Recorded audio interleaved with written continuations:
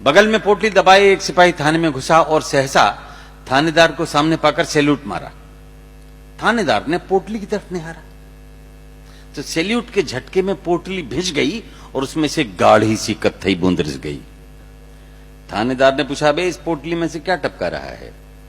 क्या कहीं से शरबत की बोतलें मार के ला रहा है? सिपाही बोला, हुजूर इसमें शरबत नहीं है। शरबत नहीं है? हद है, शरबत नहीं है तो क्या शहद है? सिपाही बोला, हुजूर इसमें शहद भी नहीं है। शहद भी नहीं है तो क्या है? हुजूर इसमें से कोई और ही चीज बही है। और ही चीज तो खून है क्या? अबे जल्दी बता, क्या किसी मुर्गे की गर्दन मरोड़ दी या किसी मेमने की टांग तोड़ दी? अगर ऐसा है तो बहुत अच्छा है, पकाएंगे, हम भी खाएंगे, तुझे भी खिलाएंगे। सिपाही बोला, हुजूर न पका सकता हूं न खा सकता हूं, मैं तो बस आपको दिखा सकता हूं। तो इतना कहकर सिपाही ने वो पोटली मेज पर खोली तो देखकर थानेदार की भी आत्मा डोली, क्योंकि उस पोटली में से निकले किसी नौजवान के दो कटे हुए हाथ। थानेदार ने पूछा, बता क्या है बात, ये क्या कलेस है? सिपाही बोला, हुजूर रेलवे लाइन एक्सीडेंट का केस है। एक्सीडेंट का केस है तो यहां क्यों लाया है? 20% बॉडी ले आया, 80% कहां छोड़ाया है? सिपाही बोला, माई बाप ये बंदा इसीलिए तो शर्मिंदा है क्योंकि 80% बॉडी तो जिंदा है। पूरी लाश होती तो यहां क्यों लाता, वहीं उसका पंचनामा न बनाता। लेकिन हुजूर गजब बहुत बड़ा हो गया, वो तो हाथ कटवा के खड़ा हो गया। रेल गुजर गई तो मैं दौड़ा, वो तो तना था मानिंदे हथौड़ा। मुझे देख के मुस्कुराने लगा और अपनी ठूंठ बाहें हिला हिला के बताने लगा, ले जा ये फालतू हैं, बेकार है।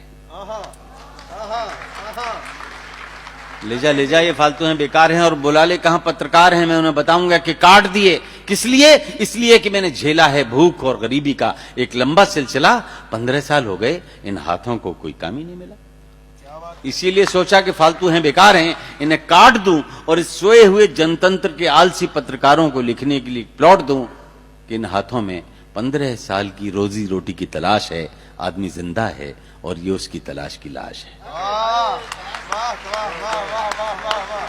आदमी जिंदा है, ये उसकी तलाश की लाश है। अरे उठा ले जा, कटवा के भी मैं तो जिंदा हूं, तू क्या मर गया? हुजूर इतना सुन के मैं तो डर गया। जिन्न है या भूत, मैंने किसी तरह अपने आप को साधा, हाथों को पोटली में बांधा, झटके से लाया और यहां चलाया। अब क्या करूं, इनकी रिपोर्ट कैसे बनाऊं? इन्हें जलाऊं या दफनाऊं? थानेदार बोला, मामला सीरियस है, पर जलाने या दफनाने में काहे की बहस है? अरे नादान, आदमी जिंदा है तो दौड़ के जा और पूछ के आ कि हिंदू है या मुसलमान। हिंदू है तो हाथों की चिता बना, मुसलमान है तो दफना। लेकिन सिपाही बोला, हुजूर अब मुझे न भेजें और इन हाथों को अब आप ही सहेजें। थानेदार भी घबरा गया, वो कटे हाथ देख के चकरा गया। बोला, इन्हें मेडिकल कॉलेज ले जा, लड़के इनको देख के नहीं डरेंगे, इनकी चीर फाड़ करके स्टडी करेंगे। पता नहीं इसके बाद क्या हुआ, लेकिन घटना ने मन को छुआ। अरे उस पढ़े लिखे नौजवान ने अपने 2 हाथों को खो दिया। और सच कहता हूं कि टाइम्स ऑफ इंडिया में एक दक्षिणी युवक के बारे में खबर पढ़ के मैं रो दिया और सोचने लगा कि इस खबर को पढ़कर हमारे देश के बड़े बड़े लोग शर्म से क्यों नहीं गड़ गए। अरे आज आपकी ही कृपा से एक अकेले पेट के लिए 2 हाथ भी कम पड़ गए।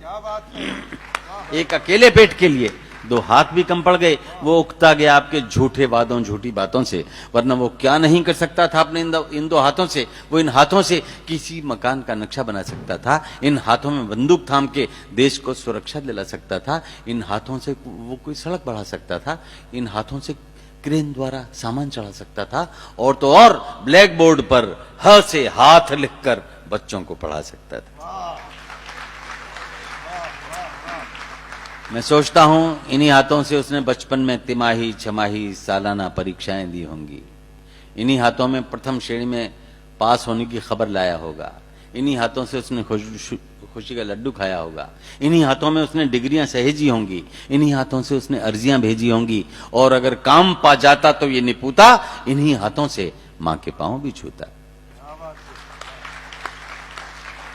खुशी के मौके पे इन हाथों से डपली बजाता, रोते हुए बच्चे को झुंझुना बजा के बहलाता, और किसी खास रात को दुल्हन का मुखड़ा उठाता, रोते हुए बच्चे की गाल सहलाता।